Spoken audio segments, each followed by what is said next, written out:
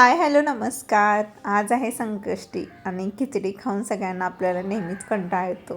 त्यासाठी आज काहीतरी वेगळं केलेलं आहे. त्यासाठी तर बटाटे घेतलेले आहेत. बटाटे मस्त उकडून घ्यायचं आहे. तर छान म्हणजे थोडं जास्त वेळ उकडून घ्यायचं जेणेकरून व्यवस्थित घट्ट राहणार नाहीत, ते पूर्ण उकडतील व्यवस्थित. तर बटाटे मी असं बारीक ते कुस्करून घेतलेले आहेत, मॅश करून घेतलेले आहेत. तर त्याच्यामध्ये बारीक चिरून घेतलेली मिरची टाकायची आहे, थोडंसं जिरं पावडर आणि धणे पावडर टाकायचं आहे ह्याच्यामध्ये. बघू शकता. त्यानंतर बारीक चिरून घेतलेली कोथिंबीर टाकलेली आहे. मीठ टाकायचं आहे चवीनुसार. त्याच्यानंतर ह्याच्यामध्ये मी शेंगदाण्याचा कूट टाकलेला आहे. मस्त आपल्याला जेवढा पाहिजे तेवढा भरपूर असा शेंगदाण्याचा कूट टाकून घ्यायचा आहे. उपवासाला शेंगदाण्याशिवाय काय पर्याय नाही आहे. तर मस्त शेंगदाण्याचं कूट टाकून घेतलेलं आहे.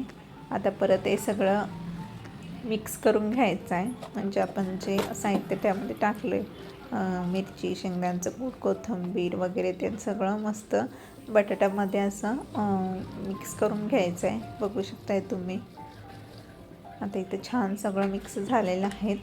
तर त्याच्या आता एक छोटे छोटे गोळे तयार करायचे आहेत. आपल्या म्हणजे लहान पाहिजे असेल तर लहान, मोठं पाहिजे असेल मोठं.